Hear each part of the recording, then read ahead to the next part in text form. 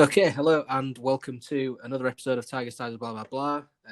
Myself, Luke Flanagan, and Rich Walker is here. He's my co-host. Hello there. It's getting nearer, isn't it?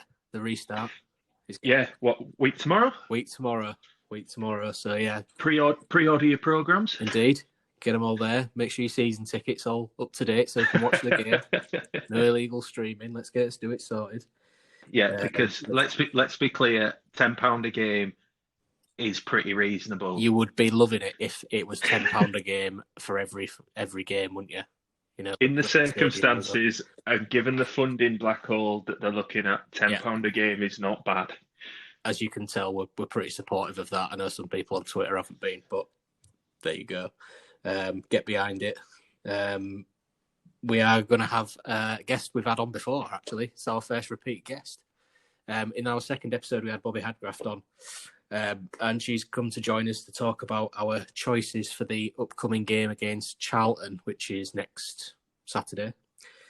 So we're going to chat about who we're going to pick in our starting lineups, who's going to get in, who's going to miss out. I'm sure there'll be some disagreements, nice disagreements, if you will. But we'll discuss who we'd have starting, and then we might go through some tweets later on, because we've had some as well from people today about what they'd do their starting lineups. That should be quite interesting.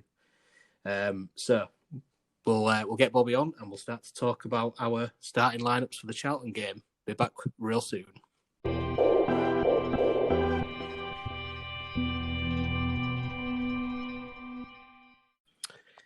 Hi, Bobbi. Hi, you all right? Yeah, not bad. Are you? Yeah, I'm good, thank you. Very good.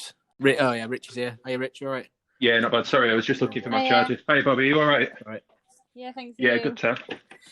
Right, so it's blast from the past because we were on a couple of months ago, Bobbi.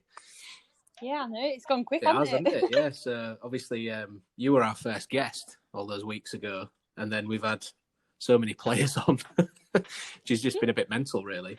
But obviously they've been really good listens. Oh, that's really nice of you to say. All right. You've been on a couple of podcasts yourself, haven't you? Have you done Shoot the Defence, haven't you? Yeah. Stell's a really nice guy, so that was quite fun. Yeah. So I listened to the one where you did the chat with the guy who works in South America. Is it Tim Vickery? Yeah. The Tim Vickery chat was fascinating. I love listening to him anyway. He's really knowledgeable. He is, yeah. Yeah, that was a really good listen. That flew by. Oh, yeah. So yeah, I wanted to talk to him for hours, to be honest. He had so much kind of insight, and that you don't really hear about. So. Yeah, he's bilingual, isn't he? Because he's lived there for so long. It's just like he's got such a deep knowledge of everything. It's brilliant. It's like a fountain of all knowledge. But anyway, keep those going. They're good listens as well. So we're going to start. Obviously, it's Charlton next week. And me and Rich have just been talking in the intro. Charlton next week. Yeah. And what we're going to do first segment, we're going to talk about the defence and the goalie. And we anticipate that this one will be not that argued about because we'll probably pick the same starting. But if we go with the guest first, who would you pick, Bobbi, for goalkeeper and then your back four? See, I don't think that I have got the same back four as you two, because I've been looking at other people's and no one's chosen the same as me. Okay, all right. Interesting. So I might have snuck someone in that no one else has thought about. We'll have to see. Anyway, we'll see. Okay, so Long, obviously. Yep. I mean, I'd be surprised if anyone's chosen anyone else. And then I've got Lee Hyatt right back. Yeah. And then Device and Burke in the middle. Yeah. And then at left back, I've got Brandon Fleming. Ooh. Oh, interesting. Can he play? Well, yeah, I think because obviously Bolton's season's finished. They have, because League One come back. Yeah, they're relegated, aren't they? Yeah, sad for them. Well, it was pretty much set in stone, that wasn't it, with the points deduction though. Yeah, true. It wasn't a good season for them. Let's be honest, was it really? No. A couple of mates of mine are Bolton fans, and yeah, it's not a good time in their history. But if he's come back, he should be eligible to play then, shouldn't he? Yeah, and he's only had rave reviews from Bolton, so right. So I feel like he will be willing to prove himself, and the appearances that he has had for us so far, he's impressed me. So that's why I thought, why not take the plunge and start him? Okay, interesting. Yeah, I like that. I think that's a good shout. I don't know if you were. Was his last game for us Huddersfield this season? Think it was, wasn't it? Yeah, I think so. Yeah, Forest before he. Yeah. Yeah. I mean, the Huddersfield one sticks out for me because that was kind of like it was his worst performance for us, but it also wasn't his fault at all. Yeah. And then it seemed like he fell out of favour from there. So, I mean, I wouldn't complain if he came in. I've been very impressed with him as well. So I think that's a good shout. Left field one, but I think you've impressed us with that, to be fair. Maybe chat about the other three, because I think there'll be some similarities we can chat about, maybe specifics of players. But Rich, if you go with your keeper, then your back four. Yeah, keeper's the same, Long, Lehigh right back. I like Pennington. What I've seen of him, we've not seen much of him. No, we haven't.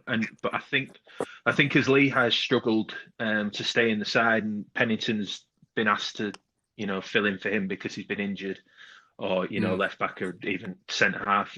He's looked good, but I think when you're restarting at this point and with games on the high stakes, I think you go with settled. Yes. Yeah, I agree with that. Partnerships all over the pitch. So I'll go with Lehigh right back for the same reasons I would pick Burke and Device centre halves, and I would go with Elder at left back. But if I'd known that Fleming was available, I might have maybe thought of that. But maybe just for the continuity thing, I'd stick with Elder anyway. Yeah, well, it won't shock anybody to think that I actually agree 100% with Rich. Because I cheated on this because I wrote an article for Varvel last week and my starting lineup was there. So, you can go back and if I've changed it, then you can tell. So I'm not going to change that. Mine is exactly the same as Rich's.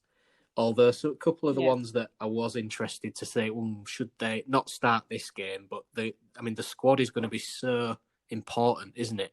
Because we've got 9 games in, 30 days or something? 33 days? Something like It is mental, isn't it? Yeah. There's going to have to be some rotation. One of the positives that hasn't really been spoke about that much, because we've not really had the opportunity to, but Angus MacDonald is back. Yeah. And I think probably towards the back end of the campaign, maybe game 4 or 5 when people are flagging, because they are good, aren't they? They've not really had a pre-season, and people. I can't see him starting. I can't. I wanted to put him into my 11, but I thought I don't think he's ready to start. But I think he'd be a good impact sub. I think, I'd also picked a bench. I don't know if anybody had done that, but I'd definitely put McDonald on the bench because I don't think he'll be match fit for a long time. But I do think he'll be one that it'll be a lift for people. I know there's nobody in the stadium, but be a lift for people to see him back. His teammates, certainly. Yeah. I'm not sure I put him over Tafazoli though, because I think he's been a very able deputy as well when needed. Him and Pennington were my others, where I was just thinking, I wasn't sure about putting them in, and obviously we've extended Pennington's loan. I think he'll be a good squad player. I think he's going to have to start some games, Pennington, isn't he? Otherwise, they wouldn't have extended the deal. To be honest, the other one for left back was Kingsley, but I put Elder in over Kingsley because I just think he's got more about him. I don't know what you guys think. I agree with that. I'm not sure how I feel about Kingsley. I think he's good to have on the bench, but with all these players we've got available now, he was more of a player that I'd kind of put in when someone else is injured. But when, it was so difficult for me actually to choose my 11 when we've got all these players readily available, it kind of makes you think maybe it's a good thing that we've had this time in the middle for everyone to rest and recover. Yeah, well, I think that's a fair point, to be honest, because, two or three of the players were out for the season before we knew the season had been postponed. People like Eves, for example, he wasn't going to come back, was he? And we thought Burke and Device would be out for a long time, and obviously they've come back and they've played in the pre-season. So Burke and Device at the back and the centre pairing is absolutely vital to us to not concede goals, in my opinion. I'm sure you totally agree with that. Yeah, they're our best. Yeah, watching us try to defend, the last few games before the break, it was we might as well have not bothered. Their absence was so highly felt. It's the Leeds game and then the Stoke game was the last two, wasn't it? And we shit nine goals in 2 games, didn't we? Burke's been up and down this season as well. I was expecting it to be a big one for him because it's his second second season with us, and you're thinking this is the one where he'd be settled in the squad and he knows what the rigours of the championship season are. But he hasn't quite made as big a leap as I would expect him to, and it's been more Jordi Device that's done that. I think he is, really, he's one of our leaders on the pitch. Although he's not the captain, you can see his presence in the side has such a big impact on the lads around him. I think we have missed Lehigh's leadership as well. Just his consistency. Yeah, he's a steady 6 or 7 out of 10 every game, isn't he? He's nothing outstanding, but when he's not there. Yeah. As proved by our form after, what was it, one win in 2020, wasn't it, in the league? Because we won on New Year's Day at Sheff Wednesday, didn't we? And then we won at Rotherham, because that was the FA Cup, and we haven't won since, have we? Unfortunately not. Nice reminder for everyone. Yeah, it is. But hopefully, all of these, it was pretty much doom and gloom, but I know there was very, very little we could find out about the Sheffield United friendly, which obviously the result didn't matter at all, and I know we got battered. But the Huddersfield game, where they clearly played the strongest, we were 2-0 up before I brought the young lads on. So you've got some kind of marker with that. I know the pre-season friendlies, it's not really pre-season, is it? But the friendlies are no real match for real games, are they? But to be actually scoring again, because I can't remember really last time we've celebrated a City goals. Well, maybe the Tom Eaves one, 4-4, wasn't it, against Swansea? Hey, Leo got one. Leo did get one. Yeah. A nice consolation. And you're a bit in love with Leo, aren't you, Bobby? Don't expose me like that. He might be listening. I think we all are, to be fair. We do I don't think that's going to be one we argue about. I think we all pick him later on. But was there any other players that were an honourable mention, do you think, for the goalkeeper in the back four? Because I think it's... What about McLaughlin? Oh, yeah. You know what? I didn't think of him. He's been decent. He hasn't let anybody down, really, has he? No, I mean, and it's a difficult thing for a lad in his position to be coming in. Had that spell up in Scotland, and then he's coming in, new league, new side, and really there's nobody that he can sort of look at and say, well, they've been playing this run of games, so I'll just try and play alongside them and settle in with them. He's coming to a side that's just been completely decimated by injury and transfer, and he's been okay. Yeah, that's fair. I think I think we've covered everyone, but I think that's a good shout, to be fair, the Sean McLaughlin one. So we've got Long, Lehigh, Burke, Device, Elder for us, and the only thing that Bobby differs on is you'd substitute Elder for Brandon Fleming, because we think we'd have him back from Bolton. So no real arguments there. That's the first segment there. I can't believe we didn't argue over the goalkeeper. Oh, well, I think Mannion should play instead of... You're not having Ingram? No, I'll put Mannion on there, not Ingram. Give the young lad a chance. Right, as well. But yeah, so... Right, I think so if we end this segment, right, and then I'll send you another one. The next one is going to be much longer because we're going to talk about the middle three. So just so we know, it's going to be... because we said this, we got 2 centre defensive midfield and then an attacking midfielder. So I'm going to do it like that. That's assuming that Bobby's not picked a different formation. She might be going like 4-4-2 or something. What formation have you picked, Bobby? 4-3-3. Yeah, it's all right. You've done a 4-3-3. Right. Oh, okay. So if we do the holders and then the attacking mid, and then we'll leave the forward and the wide players for the last segment. So we'll do that.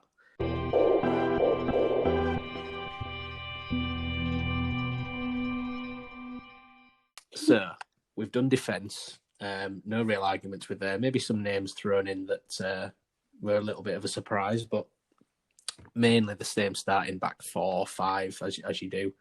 Now we're going to go with the 2 central defensive holders, and then the attacking midfielder. We'll divide it up like that.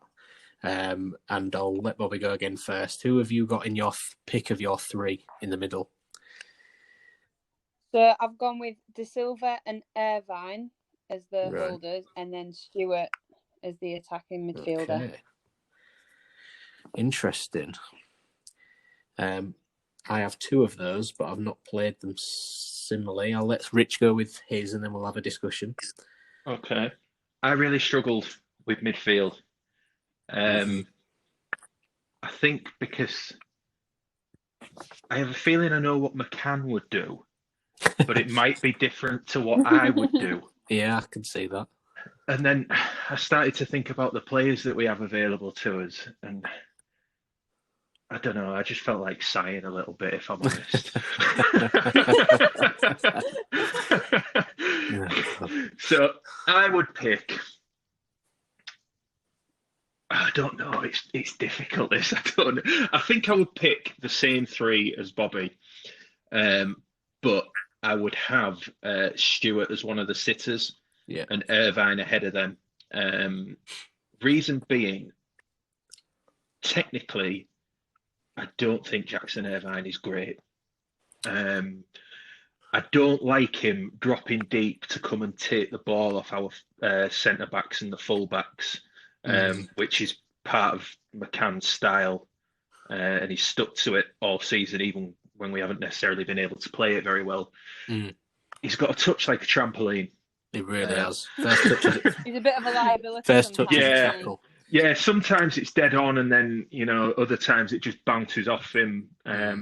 It really could be one or the other. You just don't know what you're going to get. So I would keep him, and I don't want to do him down because I like him as a player, but I would keep him as much out of the build-up of moves and our passing football as you can. I think where he is best is arriving late onto things. I think he's able to time his runs from deep really well. The best I've seen him play for us was last season away at Rotherham. I was about to say that exact game because I was going to talk about that afterwards. But and he was on left wing for us that night, and I'm not saying I play him left wing, but what he did really well, and what I think he can do if you were to put him at the tip of your three, is that he can arrive onto things from deep and from late, and he did that to great effect that night. He basically played as like a number 10, but that went out wide. It was weird. Yeah, I mean, he did a great job defensively, and then he came into the centre. And he held it up so well. Because then Campbell was playing off him then. Yeah.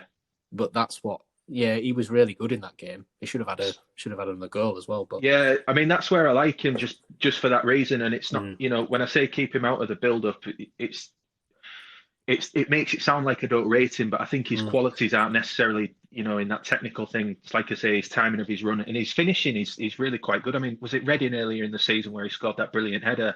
And he was arriving onto that from a deep position.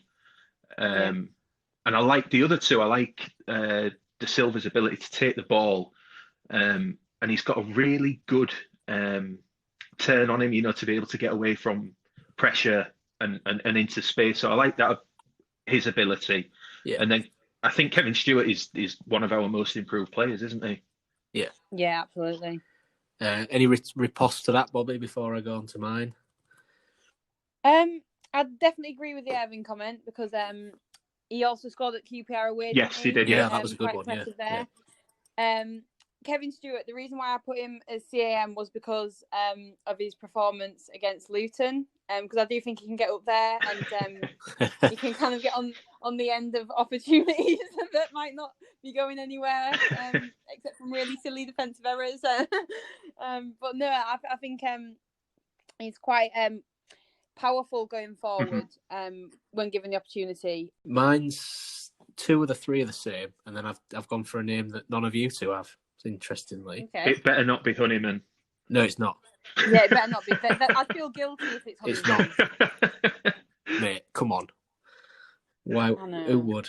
I don't mind. I don't mind George. He just wouldn't start. Yeah, he wouldn't start. He's a good character, and I think he's a really good guy. But he just kind of fills in the gaps when someone's in. Yeah.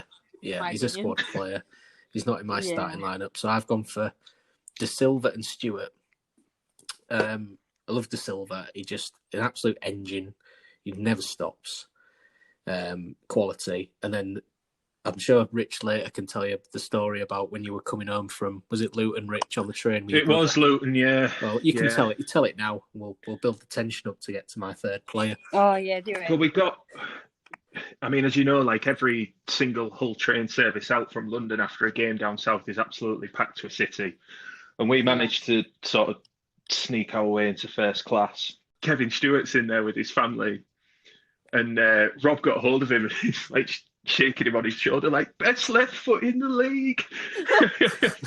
And Stewart's just like laughing it off.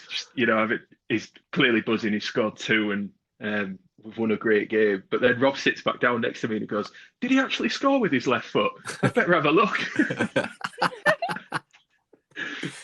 So, now you've had that amazing bit of information, Bobby, I'm sure you'll sleep well tonight. Well, honestly, I've got so much peace of mind after knowing that story. That's it. Know what happened on the train. I mean, I'm not offended by that though, because if there's a way to tell a story, I don't take the short way of telling it. That's good.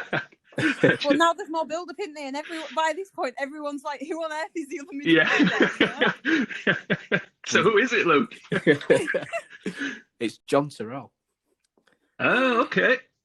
I reckon that'll be a popular one, actually. Yeah. I did think about it, but I thought, I'm going to play the consistency, like, kind of who's been playing so far this season card. He is our. I understand why. He is our Darren Anderton, in that he can't keep fit, but he's one of our best players going forward, isn't he? Let's be honest. Class. He's great. His touch is amazing. If he's fully fit, we stay up. If he didn't have such a problem with injuries, I reckon he'd be playing for a mid-table Premier League side right now. He probably would. I mean, he was at Barca, went to Arsenal. We've got him. He's sick note. He's always crocked, but he had a great season at Birmingham when he was on loan there. Yeah. And I think maybe, I'm keeping my fingers crossed here. If he stays fit for these last 9 games and McCann uses him right in the right games, he could be the match winner. Because I think nobody really knows a lot about him, do they? In terms of the opposition, I mean, they'll kind of know, they'll play Irvine or they'll play this person. Yeah. Terrell's only made about 6 appearances this year, hasn't he? Something like that. Yeah, he can be our dark horse. So yeah, that's what I've gone for. I went for Stewart and De Silva in the middle, and then Terrell as the attacking midfielder, just because I think he's our best, most gifted player on the ball, and he can make things happen. I like that. I just can't see it. Neither can I, mate. But I've been, I went with what would I like to see, not what I think will happen. What would I like to see? Because I actually don't see McCann starting him against Charlton. I just don't think he'll drop Irvine. No, I don't think other than what game was it where Irvine was dropped? Was it after the Leeds game where he was taken out of the team? Stoke. Yeah, it could have been. I wasn't at Stoke, fortunately. Yeah, neither was I. No, you were though, weren't you, Bobby? I was there until the 70th minute, I think. He lasted longer than most, I think. Yeah. 70 minutes too long, I bet you reckon. Yeah, it was. I wish I stayed at the pub. Horrendous. I think the thing that McCann likes about Irvine, and it is a quality that we maybe didn't touch on, is his physicality as well, which a couple of the other options that we've picked maybe don't necessarily have. I think Stewart, De Silva and Terrell are not necessarily that physical. I mean, Stewart will pick up bookings. Oh, yeah. But I'm not sure that his physicality is necessarily applied in the same way that Irvine's is. I do like Irvine, I will say. I remember going to that game with you, Rich, last season, but we had a different manager then, and he played a different way. Yeah. And I do think that, although I like Irvine as a player, when I've watched City, I just think, why are you playing him there? He's playing him as like a ball-winning midfielder who wants to spray the ball, and that's not him. Yeah, he's not in the right places. I think he needs to be drifting around as a 10 or somewhere close to that, where he can hold the ball up and flick it on for Eves or flick it on for somebody like, I don't know, if he plays KLP at the top or whatever. Something different. I think he wins your balls and he can hold it up, but I don't think he's played. When I went to this first time I took my son to City was this season. I took him to the Notts Forest game on Boxing Day, where we witnessed just a horrible piece of shithousery by them. And my son was just like, "Why aren't we ever cheering?" I was like, "Well, get used to it, son." Teach him the hard way. Teaching the hard way, yeah. He loved it because he loved the atmosphere, and when it was exciting. But it was just like, but we haven't scored, and he was all upset by the end. I was like, you're going to have to get used to this, lad, because particularly this season, if you come again, it might be that we don't score, and Lewis Grabban scores 2 shithouse goals like he did. But I kept seeing like Irvine trying to win the ball in midfield and spray it out wide. I'm like, what's he doing? He can't do that. He's never had that in his locker. And I don't know if McCann just rates him that highly that he'll play him no matter what. I don't know if I think it certainly seemed that way for a while this season. Because I mean, I don't know. We're not paid to be managers of football clubs, are we? But we're not paid to be podcast hosts either. And that's true. Hey, yes. But I don't know. I like the Irvine shout, but it's just something about him where I think I'd have him on the bench and bring him on as a plan B. Yeah, I mean, I don't disagree at all with your opinion of Terrell. I really like him. I mean, you know how I have a bit of a fetish for all things like Pep Guardiola. Oh yeah, La Masia, Mr. Barcelona, isn't it? Yeah, just that style of football. I really, really love it. So I would love to see him playing in the team. It's just, his injury record and whether or not McCann would want to put him in against players that have been more established in his system at this point in the season. I don't know. Yeah. What do you think about that, Bobby? I think he's lost it recently as Irvine. And I think he's lost, I can speak for myself when I say that I've lost confidence in him compared to a few seasons back when we used to sing his name for nearly 90 minutes of the game. Jackson Irvine. I know, I miss it. We don't sing it as much. No. I had memories come up from Brentford, last game of the season the other year when it was 1-1. And he was only sat in the stands and we were singing it as he was just sat there and as he'd gone to the toilet or whatever when he left his seat. But I rate the choice of Terrell, but it's not. I don't think it's right for such a big game, like 6 points for his Charlton, and it would be quite a risk. And then it's not that I don't rate the choice; it's that I also think that if McCann chose Terrell and it didn't work out, or he went off with an injury or something in that massive game, he'd just face huge criticism for it. Yeah, Whereas Irvine's a safer option in terms of kind of backlash, and also I think it would also cause upset in the dressing room if Irvine wasn't started after kind of his not so much loyalty, just kind of, I mean, he hadn't even been consistent, but he's kind of been there when we've needed him before the whole Armageddon of the departure. Armageddon's right. Fire sale. That's apt. And the departure of Grzycki and Bowen. Yeah. So I think he's probably going to start, and I also think it offers him an opportunity to regain fan confidence as well, because I think he's got a lot to prove. I do think go on, Rich, you make a good point about the criticism thing as well, and the effect that bringing Terrell in might have if he plays badly or there's an injury. And the other thing is, if you bring him in and he gets injured again, it's like, does it do the player any good? Are you better off making him an impact player for half an hour if need be? It does, with him being so in and out of the team all year through injury, like if you do bring him in and he goes off with a hamstring or whatever, have you helped him? Yeah. I think as well, what you say about him being kind of an unknown player, if the opposition has prepared a game plan, maybe not expecting us to bring on John Terrell, then he could be a really good impact sub, because they won't have any idea how to kind of treat him as a player. I suppose if you're used to defending against somebody big and physical like Jackson Irvine, and then Terrell comes on and you're chasing shadows, aren't you? Because you're not going to get near the ball if he's got it. Because his movement in between the lines is going to be a lot more subtle than Irvine's is. So that's going to throw him off. I think that's fair enough. I mean, I went for him to start because I'd just love to see him in a City shirt ripping it up, but... Oh, me too. It's been a long time. Magnificent beard. What a magnificent beard that man's got. It'd be a beard I aspire to have. Do we think there's any people, any players that we've kind of left out of that sort of middle three? Any other shouts that we could have maybe that could be on the bench, or because there's Herbie Kane. I think Samuelson's got a shout. Samuelson, yeah. Batty, yeah, good shout, yeah. But Batty would be one that if I was picking a team purely based on what I wanted to see, I would have Batty, and I think his passing range is superior to anybody else's in that midfield. He can spray pass. He's very good at that. Yeah, I mean the one that stands out for me is like an example of Batty's qualities is Middlesbrough away this season. Yeah. And when they went down to 10, he brought Batty on, and suddenly the pace of our game changed. Yeah, because we weren't, it, didn't he? Yeah. Yeah, but he was getting us onto the front foot a hell of a lot quicker as well, just because he can ping that past 40 yards. And our fullbacks were getting on and advancing into space that we won't have against 11. But just that range that he has gets you on the front foot an awful lot quicker, which when we have lost the ability to break at pace wide is massively important, I think. So I would, in an ideal world, I'd have him. I just don't think that McCann trusts him. No. I mean, don't know why. I don't know why either, because as you say, I think his passing is better than anyone in that midfield. I mean, Terrell's not the same player because he's got a great range of passing and touch and everything else, but he's not the same player at all.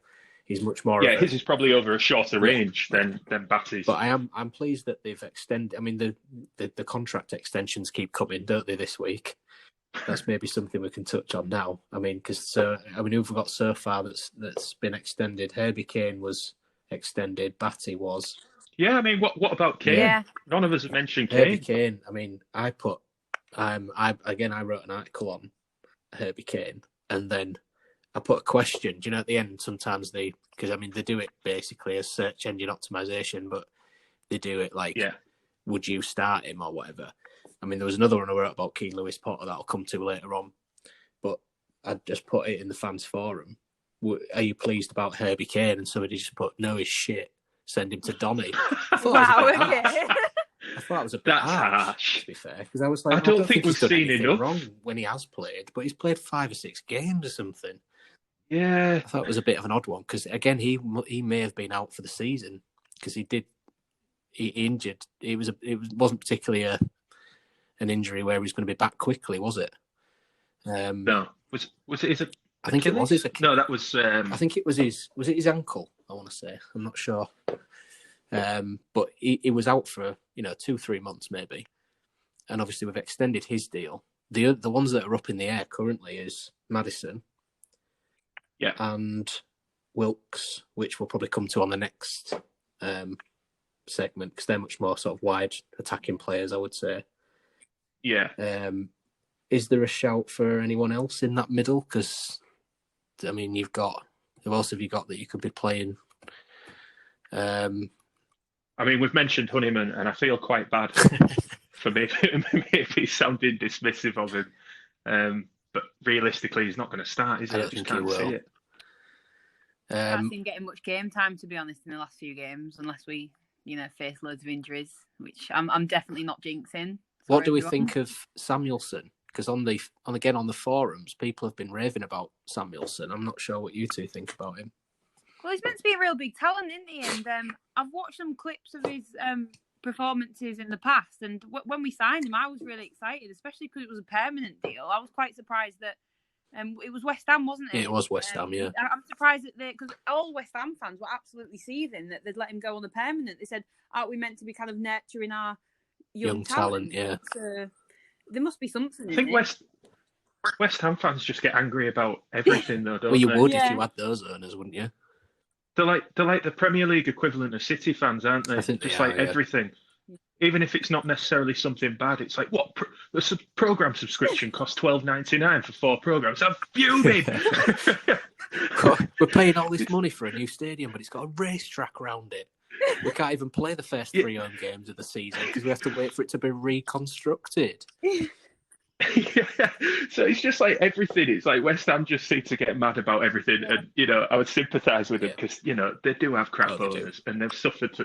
They've got a managerial strategy that's like, I mean, I don't know, just bringing back David Moyes and stuff like that. It is a bit odd. Is there even So I have sympathy for him, but like maybe the gnashing of teeth about them losing Martin Samuelson, I won't put too much stock in that. I still am really bitter about West Ham away that last Premier League season because we battered them and then they got a dodgy penner and won 1-0.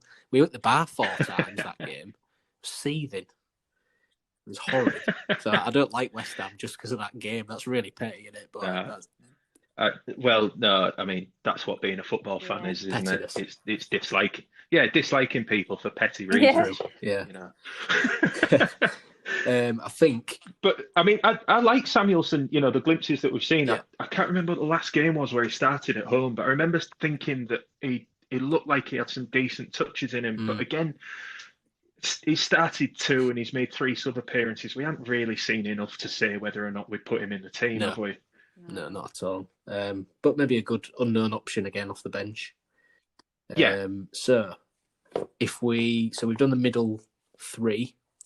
The next bit will potentially be the exciting chat. So we're going for the attackers.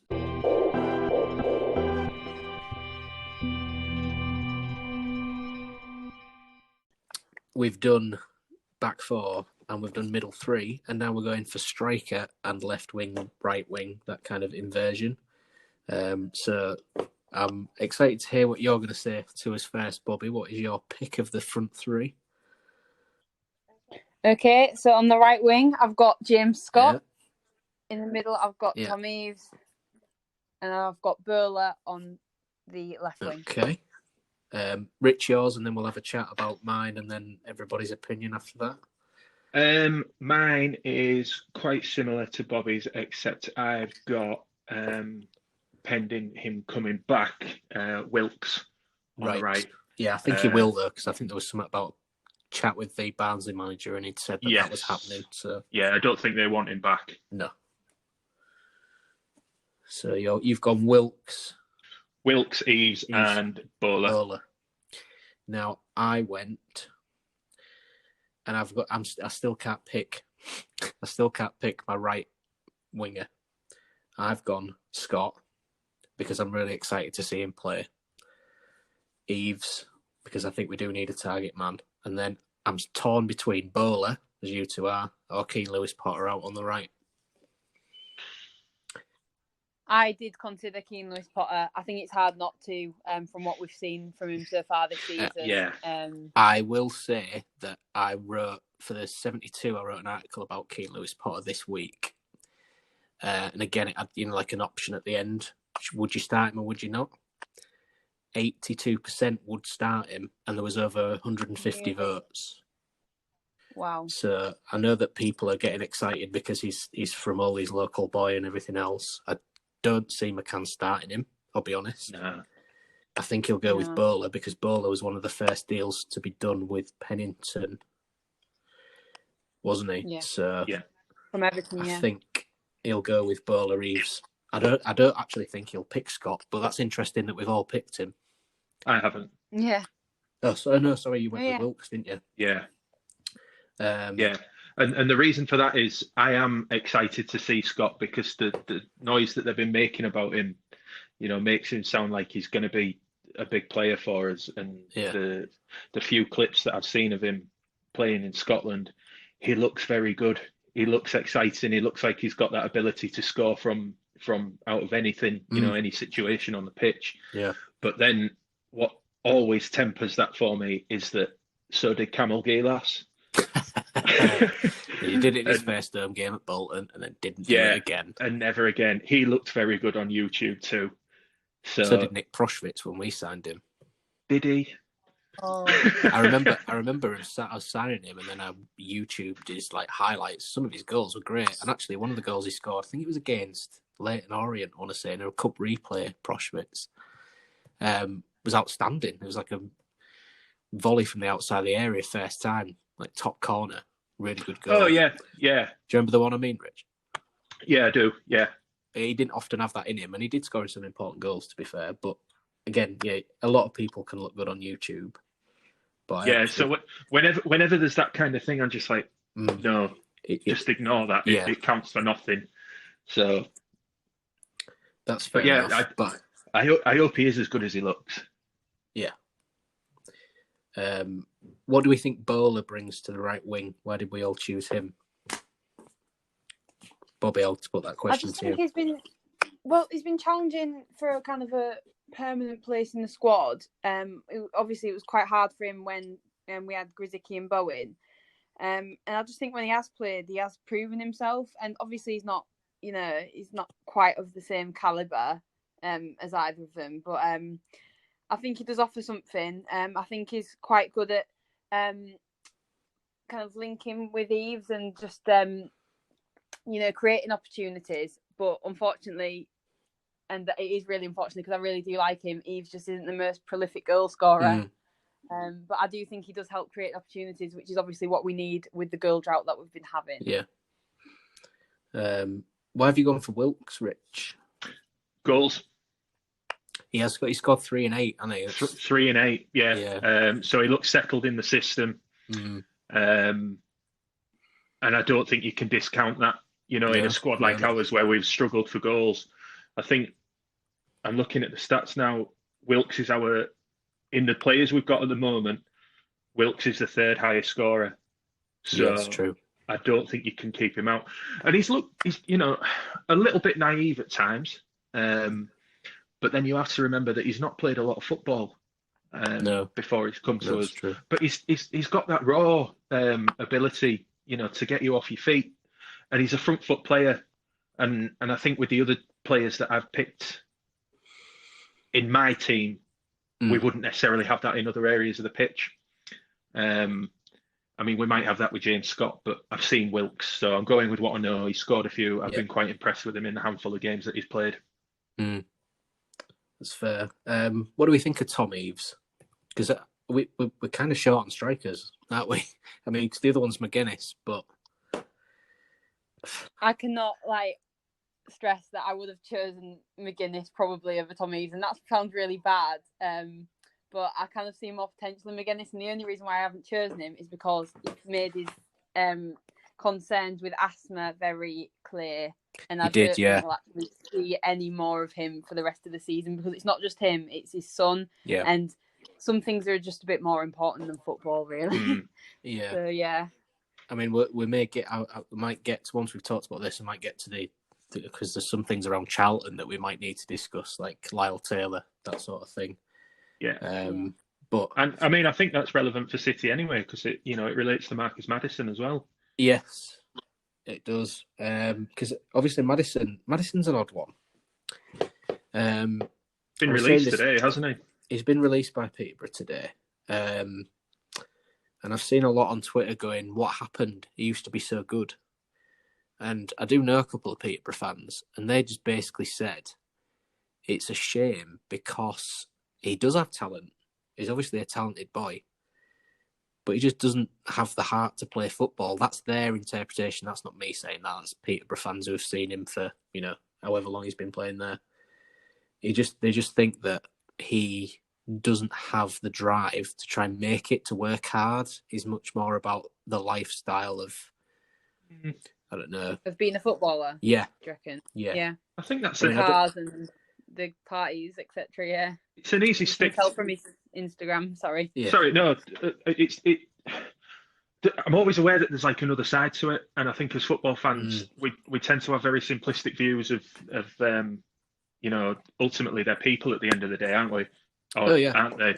So you get this sort of one-dimensional idea of what he's like off Instagram. So to say that Peterborough fans have said that he doesn't have the heart and blah blah blah, I think it's about finding the situation for him where he can play his football. It's like you say, he's clearly talented, and he's done very good things for them. And I think the other thing with them is they will have a narrative there that their chairman is kind of putting forward as well. He's obviously somebody that's very active on Twitter and will be popular with a certain section of their support for that reason, because he's so accessible. So they will want to believe what he is telling them. Yeah. And then they'll see Maddison and he's got these stupid coats and he's got his face tattoos and his ridiculous car or whatever. And it's it's that sense of otherness, isn't it? So I think there's a player there. It's just, I agree. Yeah. It's finding that situation for him where it's going to work and he can apply himself. Yeah. And this is where his decision to play or not will be a big one for him, because his next move is so massive. He needs to find that situation where he can express what is clearly a very big talent. Yeah. I think it'll be interesting to see if McCann kind of takes the plunge, because obviously he's worked with him before, and that's why we probably had an advantage in signing him, except from obviously I've watched the narrative of the Peterborough owner. But it would be interesting to see if we invested in him and would to try and find that talent, and that that he showed at Peterborough. Like, would you, in your opinion, would you both of you, would you keep him on, or would you just kind of let him go? I think it'd be a shame not to just give him the chance, because what do you have to lose? Like I said, he's out of contract from Peterborough. They let him go today, didn't they? And he needs to be playing football. He's a young lad. I mean, how old is he? What, 20, 22, 23? 26. Is he 26? Something like that, yeah. Well, I mean, that makes it even more, he should be in the prime of his playing years then. Yeah. And obviously, for whatever reason, his contract's run down. I mean, that's not his fault. This situation is unprecedented, where you've got players actually having to sign contract extensions to play. I think that he'd be stupid. I think both the club and he would be stupid not to come to some sort of agreement where, if he's got 9 games, put himself in the shop window. If he's really good for us, maybe we could sign him and he'd do well under McCann. If not, at least we've got some good out of him, and he can find a team for himself elsewhere next season. I do think it's one thing I will say about Maddison is I really sympathise with him a lot, because some of the abuse he gets on social media is nothing short of disgraceful. Yeah. The worst thing is, it's disgusting, and a lot of it is nothing to do with his performance on the pitch. It's completely unmerited. Which is nothing to do with them. It's completely unwarranted. Like, some of the stuff that he has been then posted, when like you have your other inbox, and he says, "Oh, I should never check these messages," and it was people saying just the most vile stuff, and it wasn't. It's not warranted. He's not done anything. He hasn't sort of stunk the place out and scored own goals and gone on strike and refused to play. He's not done that. He hasn't been as good as we wanted him to be. But who has this season? I mean, he started 4 games, for goodness sake. And you can't. City. Lots of things I love about City. Sometimes the way that the fans turn. It's the same at every club. I know it is, but the way that the fans can turn, particularly on social media, is something that really grates me. And he makes himself out to be an easy target. I understand that. And you talked before, Rich, about the lifestyle and the expensive trainers, the Canada Goose, the face and neck tats and all of that. But if he wants to live his life like that, fair. Yeah, and the thing with that is, he's 26. I mean, you know well enough. Like, when we were 26, Luke, we were dickheads. I'm still a dickhead now, man. Yeah, we're struggling not to be, like, on a daily basis. And everybody does that humble brag shit on the social media, don't they? It's just that Maddison's got a lot more money to do it. Yeah, so when he's doing his bragging stuff, it just looks worse, because we don't have that sort of cash. But if we did, we'd all be doing it. And absolutely, I agree with that. I think, the Be Kind brigade's really getting on my nerves at the minute. It's those people have those ridiculous double standards on Twitter, where somebody will say something and then they'll preach, the preaching mental health thing, but it's just complete double standards, and they fit their agenda to whatever they want to do that day, sort of thing. Because everybody should be kind to each other.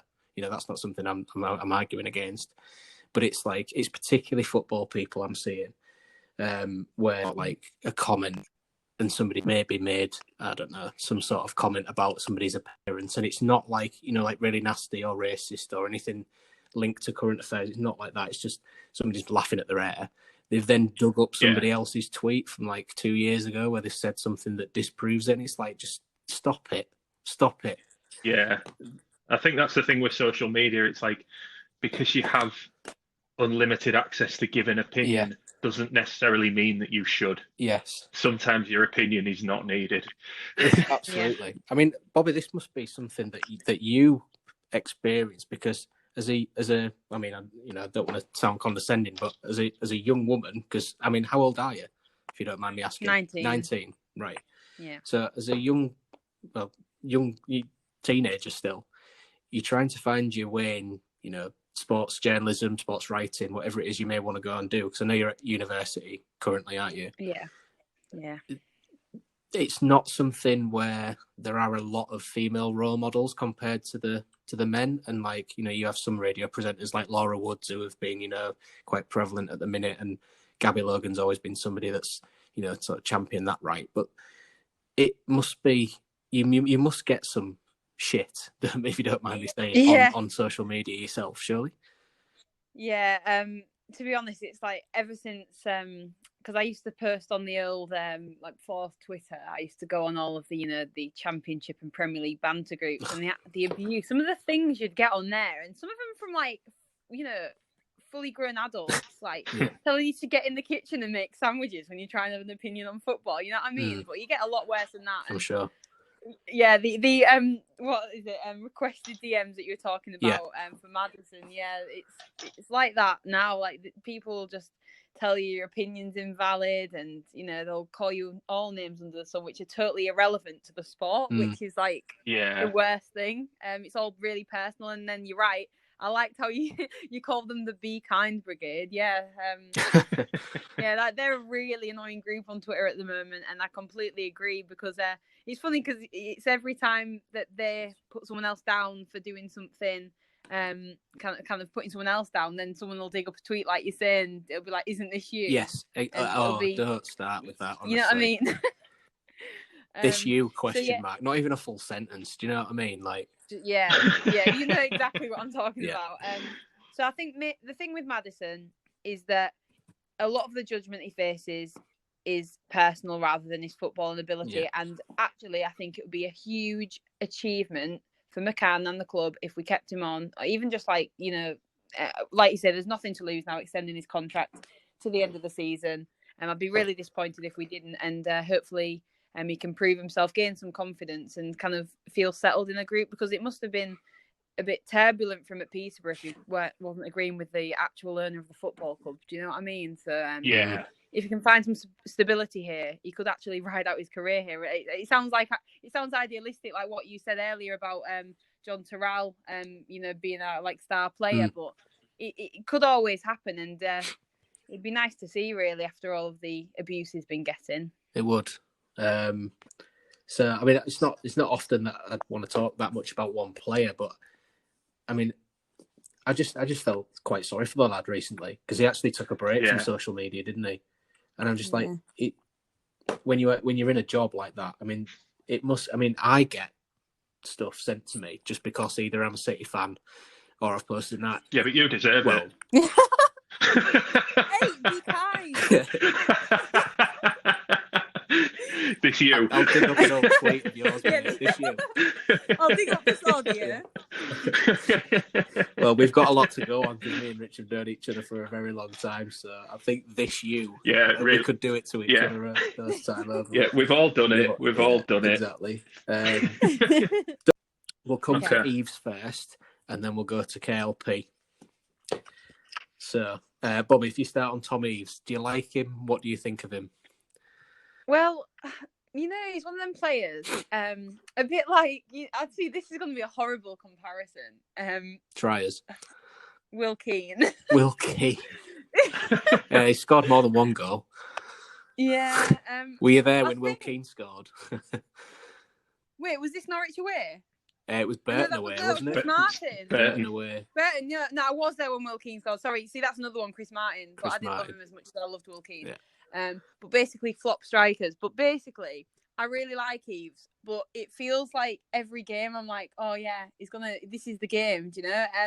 And I think he's had plenty of opportunities, and I do still have faith in him because I've started him and everything. But I just think he can provide more, and I don't want to diss him, and I don't want to diss his kind of ability, but everyone knows how well he played against Rotherham. And I mean, to be fair, they've come up now, so this point might be kind of invalid now, but I think League One is his level. And I think that a striker would be what we should look for in the next transfer window, but he's going to have to do for now. It's kind of like that. Like it's kind of like the best of a poor range of options, because I do like him, but I don't think he's, the perfect target man, if that makes sense. Yeah, it does.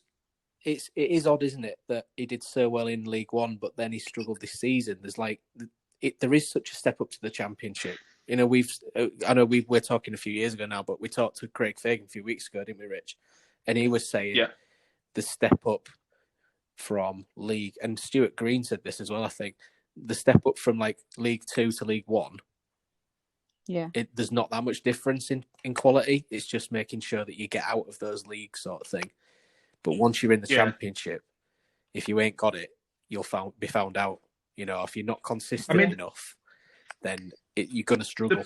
The big thing for me with Eves is that when he played for Gillingham, their system would have been all about feeding Tom Eves. Yeah. And you could see this year when he was playing first half of the season with Bowen and Grzycki. Mm. I know, how could I forget his name? He's only been like the bright spot for the last 3 years. I like to forget their names because it makes me less sad. Yeah. That's a nice way of very good point. They had Sky had Liverpool and West Ham on at lunchtime today. I was watching it, and Bowen came on and did what he did for us and ghosted in off the wing and nearly scored. And I was just like, right, I'm turning this off now because you've made me sad. Sky. Yeah. But the thing with Eves is when he was playing with Bowen and Grzycki, the system wasn't about him. Yeah. So he had to do a job where he'd come in short, receive the ball and hold it up and then look to release them for a break. And he wasn't getting crosses into the box, which I think is a lot of what his game big, is. Powerful in the air, isn't he? You know, that's... Yeah, but he's a goal scorer. He wants the service and he wasn't getting it off those two because their first instinct was to, cut in and find their own opportunity. So I think early in the season, McGuinness was actually our better striker because he's a limited player. He wanted to serve the team. Yeah, he would do a job for his two lads. Yeah. So I think Eves could really benefit from the fact that the team might not necessarily be as focused on his wingers. He could be the threat. Yeah. And if we can reorganise that and get balls into the box and some service into him and, opportunities into his feet, I think we'll see a different player. And I think the other thing is the step up. Maybe he's had that time off now to sort of assess it, and that you don't necessarily get to do when you're playing Saturday, Tuesday. No, it's going to be mental, isn't it? He can step back now and say, this didn't work for me, that did. You could see he was trying too hard at times, like fighting defenders too hard, where he needed to be a bit clever and draw the foul use his body weight more. Yeah. So he'll have assessed that, and he'll have had video coaches and stuff, I'm sure, to help him with that. So I think go on, sorry. You don't lose that ability to score goals like he did. No, and it showed against Rotherham. But he scored 4 in the league, and one of them doesn't count though. That one at Middlesbrough does not count. Well, the touch off Bowen, you mean? Yeah.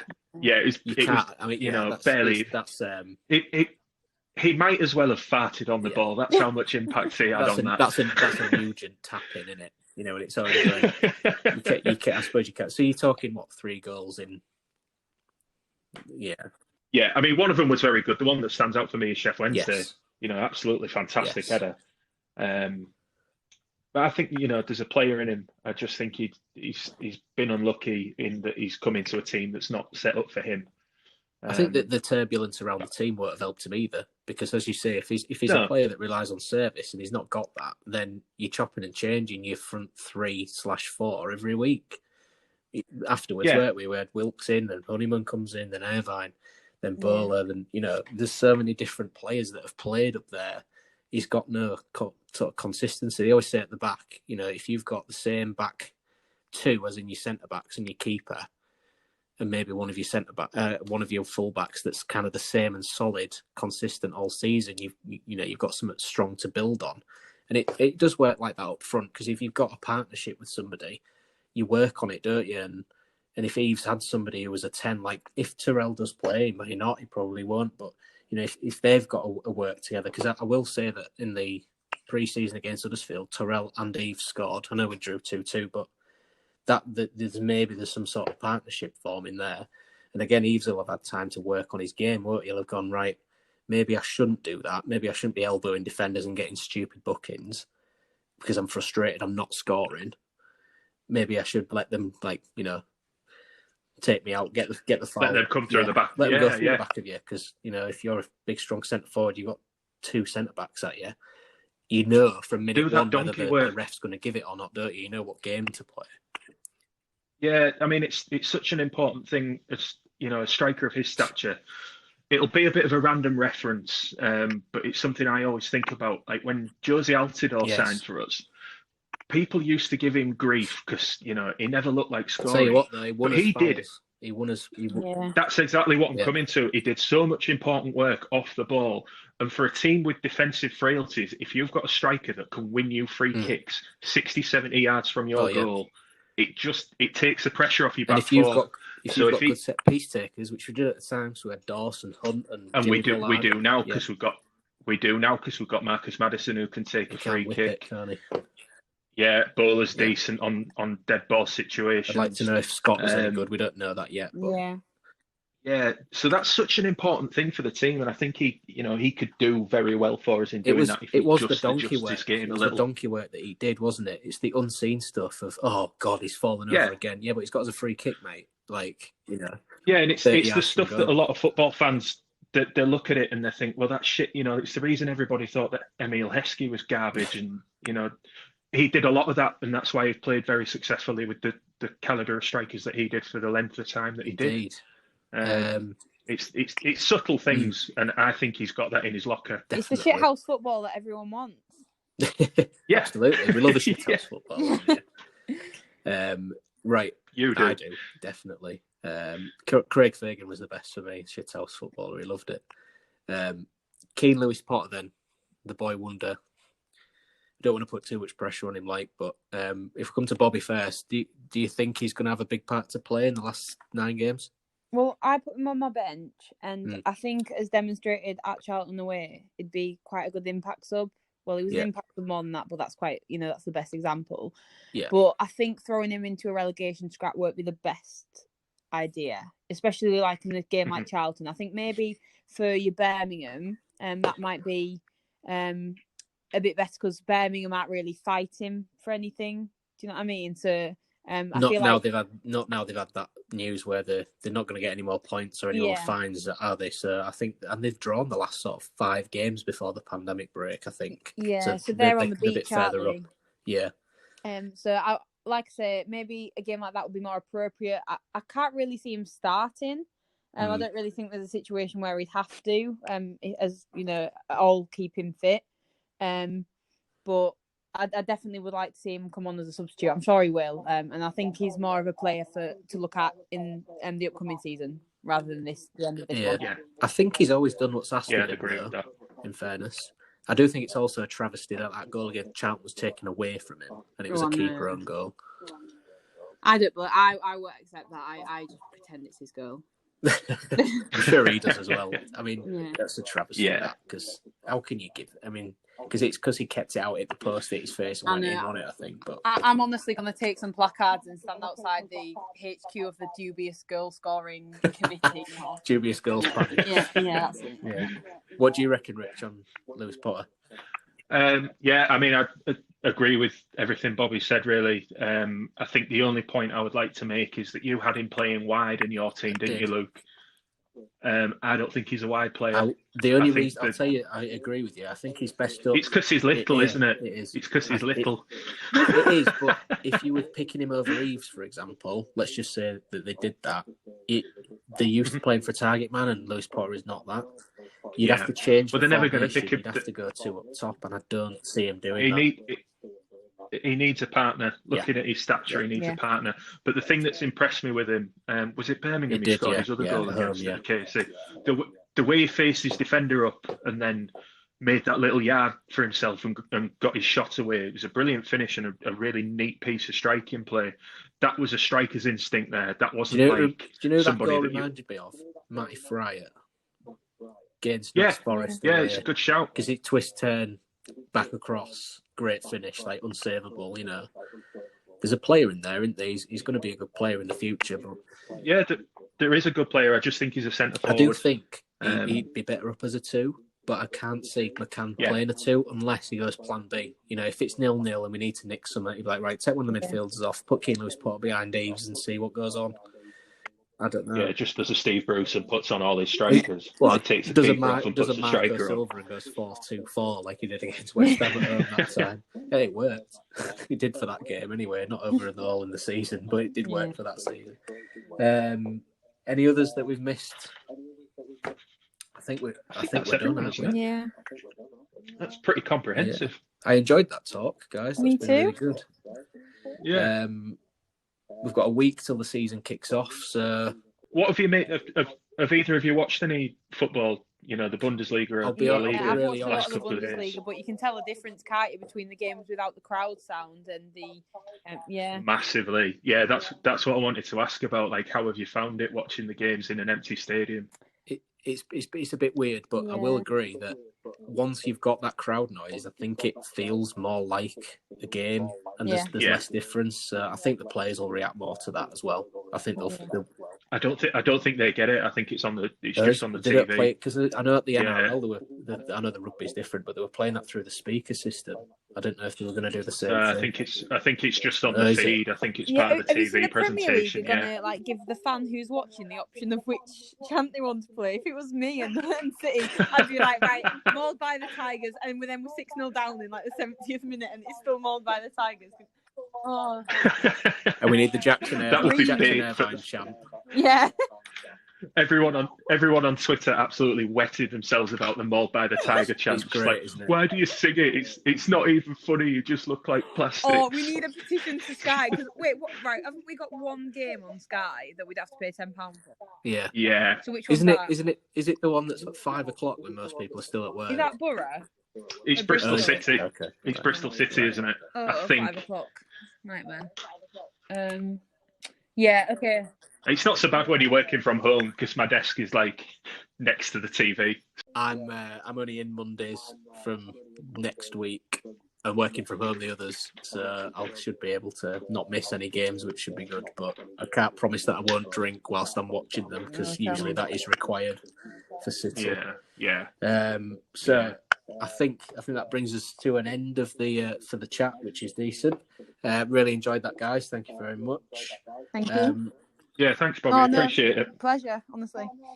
Thank you for coming on, Bobby, and good luck with everything. Because I think have you just finished your first year? Yeah. So congratulations on that. Thank you. And I'm sure there'll be. What's your Twitter username, Bobby? If anybody wants to follow you, I'm sure everybody does anyway. It's Bobby, and then it's HADG, which is like the first half of my second name. I should probably change it, to be honest. I'll make sure your Twitter handle's in the episode when we put it out. Thank you.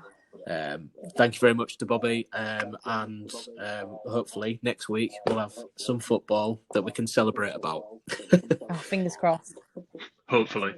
Okay, speak to you soon. Okay. Cheers, Bobby. See ya.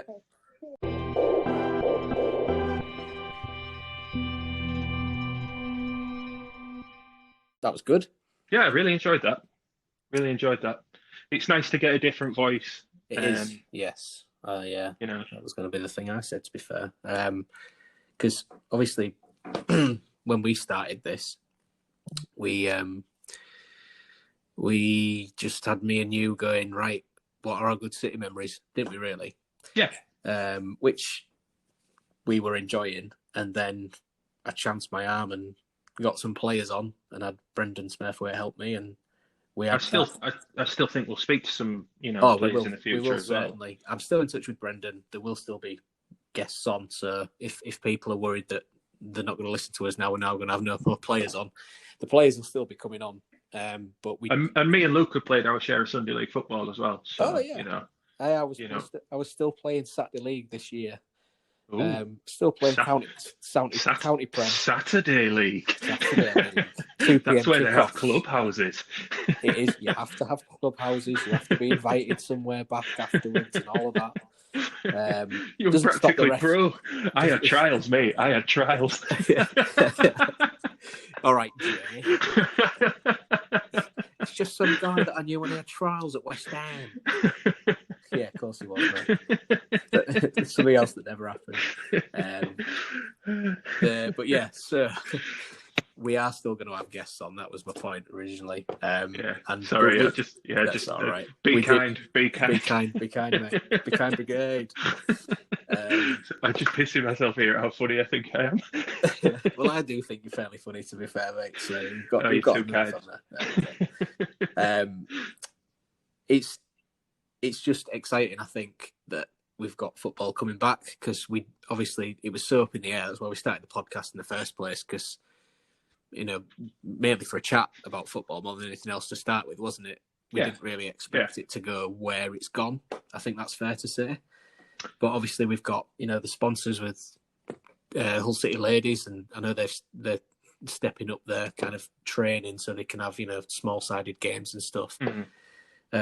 Once that season does start, we'll be getting involved with them. Obviously, Danny Johnson's the MD, so that'll be decent. We'll be going down to watch some games as well, I think. Yes, for sure. Obviously, they play at Ferriby, so still around the area. We won't be playing anywhere that's kind of feels empty or anything once we can have people there, because when I've been before, there's maybe 100, maybe 200 people watching at different points. It's a nice little atmosphere down at Ferriby. Yeah. So that's something exciting to look forward to as well. But the fact that we've got football coming back means that we kind of can comment on current affairs rather than our favourite memories and players that we used to worship until they retired or whatever it was that we've done recently. So I think the thing with the season restarting as well, and it's maybe something that we should have touched on when we spoke with Bobby as well, was I don't think as City fans really any of us were opposed to the season starting. The club might have their own reasons, and we're not necessarily privy to them. We can speculate as to what they are. But for me, as a City fan, second to being a football fan, because I think that's what most of us are. If it weren't football, we wouldn't follow City, would we? It's not like City are an athletic club. Well, I also think that if you say to somebody who likes football and supports a team, whatever that may be, you go, what have you missed about the current situation? You go, football. You don't see the team, do you? Your team's secondary in that sense. No, but I mean, what I was trying to say was, whatever the season's outcome is, whether we're relegated and it's dismal and we've got another summer of turnover to look forward to, the important thing is that what happens gets decided on the pitch. I always wanted that to happen. What bothered me about the whole discussion about should football come back was that nobody was talking at it or about the subject objectively. And we touched on like the pitfalls of social media in our chat. It was just like people spouting their opinions into the void. Yeah. And you had, like, say, Leeds, West Brom, Liverpool, they're all understandably desperate for the season to finish and for it to have a positive outcome. Yeah. And they're sort of looking at City fans or, we're public enemy number one, isn't it? Yeah, yeah. In a way, understandably, I get it. But the thing is, you just want the season to be finished when it's safe to do so. Yeah. You don't want it to have to stop again, or you don't want anybody to become ill as a result of it. So football is largely secondary, but it is important. And I think if they can replicate the success that they've had in Germany. Because that's gone really well, hasn't it? It has to now. Yeah, if they can replicate that, then they're going about it the right way, and I think that's just what we had to be very careful to do. If City end up being relegated, then they'll deserve to be relegated. Yeah, but nobody wants to see them stay up on points per game, because if the shoe's on the other foot, and you're a Charlton fan, and you stayed down or you went down because of that, you'd be gutted. And that's not what football's about. It's not about deciding it on a mathematical formula, unless the sporting requirements have all been fulfilled as well. I think you might come to that at the end of the season. Yeah, but we weren't at the end of the season. I think it's such a. Because it's so inconsistent across. If we just talk about football here, it's so inconsistent across the pyramid as well. Because. The way they're doing it in League One and League Two, and then the non-league structure as well. If people didn't know, like before, because it depends if you follow City or you might have an interest in non-league football as well. With working at North Ferriby, we were in 4th position, so we'd have gone up to the Northern Counties East Premier League, to where Goole would be, because we're currently in North East League One. Originally, there was a meeting about 3 weeks, mate, 2-3 weeks after the league shut down, and they said that it would be decided on points per game. That would mean that we lost out by 2 goals, and we went down to 5th, so didn't get promoted. A team from Bradford, I can't remember the name. It'll come to me when I'm not on the podcast, which is typically it. But you can look at this. Campion, they're called. There you go. It came to me. Campion would have gone up because they played a game less and had the same points as us, but we'd never played them, like home or away, because both games have been postponed. Yes. There's still 13 games to play. So how would that have been fair if that happened? It wouldn't have been. It didn't happen because step 3 to step 7, the season was null and voided. Look at people like Jersey Bulls, hadn't lost a game this year. They were top by miles in one of the Southern County Leagues. Season postponed, season cancelled. So no promotions, no relegations, nothing. And they're still trying to decide the National League now, aren't they? Because what the League 1 and 2 had a bearing on then with the National League. Because Barrow due to come up, but then they've said that there'll be relegation from step 1, but not from step 2. So it's so messy, isn't it? Yeah. And all of that formula, like you talked about, points per game and whatever, it doesn't feel right because it's like by default, isn't it? Yeah, I mean, it's like, I saw Aaron McLean tweeting out the other day about Peterborough losing out on promotion. Yes. Or a playoff chance. Yeah, playoffs is, yeah. On points per game. Yeah. I think there was Swindon celebrating being promoted on Twitter. Yeah. Whatever happens as a fan, if your team's getting promoted or you're in a cup final, the end of this season is going to feel very, very shallow. Because the important thing is not that, the important thing is that it happens, but it's also you want to experience it and share it with the people that matter to you. Yeah. That make going to football what it is, because it's not just about going to football, is it? It's not just about watching your team. So whoever you support, whatever the outcome of your season, it's not going to be as good. But I think it is good that it's going to be resolved on the pitch in a sporting sense rather than in any other way. Yes, I mean, it just seems fairer, the right thing to do, doesn't it? Yeah, and it's what should be spoken about if you get promoted or if you stay. Like for us, staying up, the last time we narrowly squeaked it in the Championship. Yeah, the abiding memory is Windus's goal at Cardiff. Yes, and bouncing around the terrace at Ninian Park and ending up miles away from everybody you've been with. All right, you're not going to have that sort of bouncing around sort of thing to celebrate vital goals, but you will still have the goal. What you will not have is a tweet that will announce you've been promoted. Yeah, very true. Yeah. How naff is that? It is, isn't it? It's awful for the players. It's awful for the fans. They don't want it like that. They want it on the pitch. Yes, 100%. One thing I was going to touch on, Rich, that we should have done this again with Bobby, but it's maybe something we get involved in on social media. We talked about, the Be Kind Brigade that we talked about on all the Twitter stuff. You wrote a tweet a few weeks ago about phrases you hate seeing on Twitter.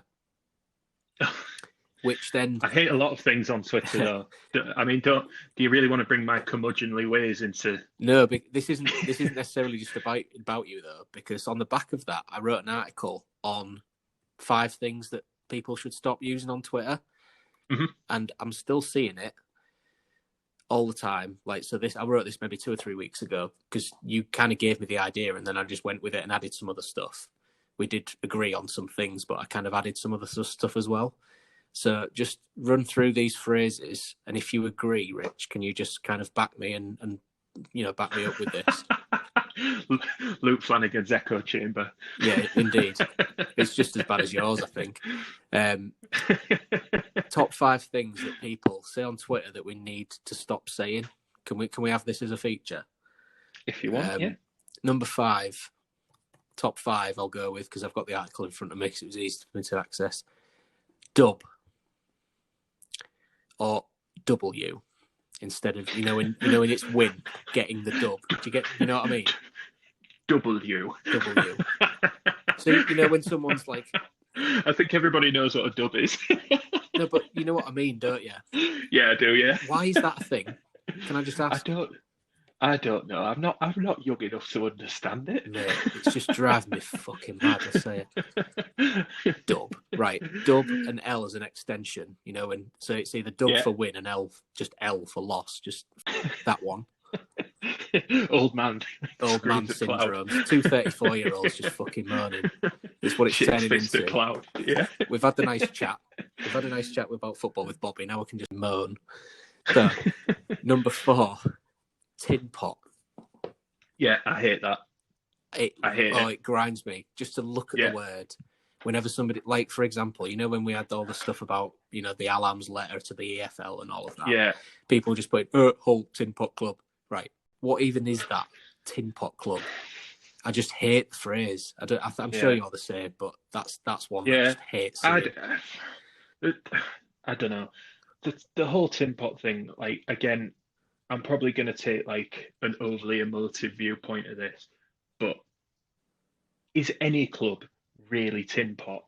Well, no, because we all have they're in the football league, so I'm not necessarily even talking about football league clubs. I'm talking about clubs that allow fans to go in and watch them. Right.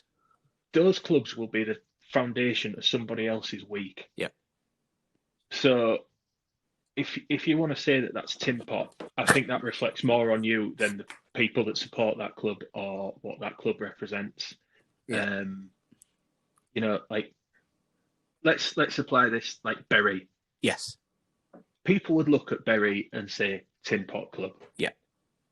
Look at how massively the loss of that football club. Well, it's had an effect on that area as well. Yeah. Family club, ruined by an owner. Yeah. And now 6,000-7,000 fans can't go and watch the club, can they?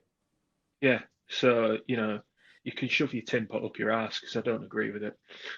There you go. We're doing well here. Right. Yeah. The other 3 phrases, you ready? Yeah. Rent free. Yeah, I don't like that either. Now, I did some research onto this. Apparently, there's a columnist called Ann Landers in 1989 once said, hanging on to resentment is letting someone you despise live rent-free in your head. So this is something that is, 30 years old. But the person that's promoted that and made it mainstream again is Eddie Hearn, who I can't stand anyway. The boxing promoter. Mm-hmm. And all of those Twitter accounts that's like out of context Eddie Hearn. Do you see those? Where you just have random kind of tidbits. Yeah, I think I followed it for like a week, and then like all Twitter jokes, it got old. Yes, so I unfollowed it. So again, the thing about if again Leeds fans complain about Hull, and then if Hull fans put rent free, it's not funny, is it? No. Stop using it, really. Last 2, she's not going to shag you, mate. Do you still see that a lot? Because I do. As soon as a bloke jumps in to defend a girl on Twitter, she's not going to shag you, mate. It's just... Yeah, as if that's the only reason to, Yeah, be nice to agree. somebody. Yeah, agree with a woman. Yeah, exactly. Give over, you misogynist. Exactly, yeah. So that one, do one, please. And the last one, you love to see it. Well, quite literally, we don't. We don't at all, do we?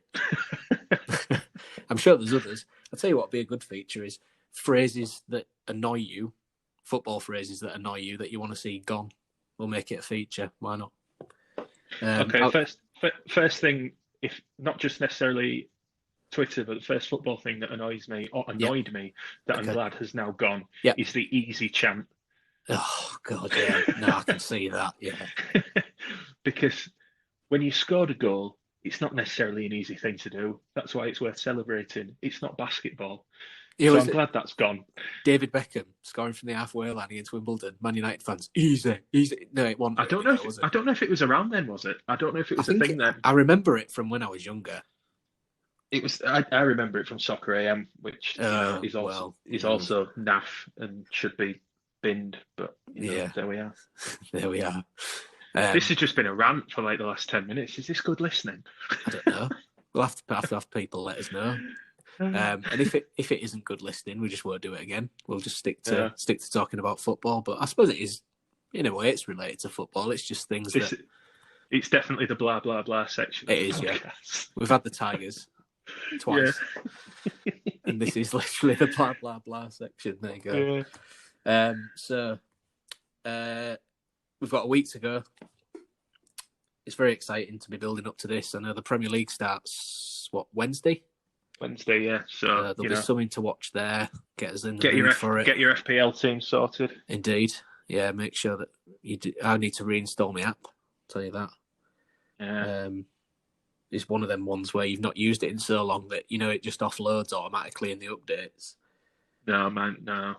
Mine don't do that. Or does it not? No. So I looked at it today and it's just got the cloud symbol next to it. So I'm going to have to try and remember my password. So that might be a long trip down memory lane unless it actually remembers it when I type it. So yeah, get your fantasy Premier League sorted. And then all building up for City next week. So obviously next week, I think we should have some kind of reaction to the game, Rich. It might be that the episodes change slightly.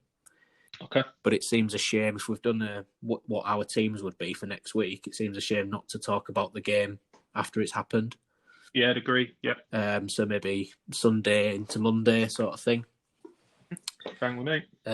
So we can actually have, because then we may have to do a few more chats. We'll have some midweek games as well. So it might be that we combine 2 episodes for one or whatever. But we will still be keeping it current with the restart of the season. So once we've had the Charlton game, we'll either be elated on this podcast or we may be fairly downcast. It kind of depends, doesn't it? We have a saying in my family: don't let the football spoil a good day out at the football. I think it came off a radio show. I think it was Danny Baker or something. Football. Although we love a good day out at the football. Although we can't have a day out, don't let the football spoil your day. Yes. That was a right Nigel Adkins ending to it. It was, wasn't it?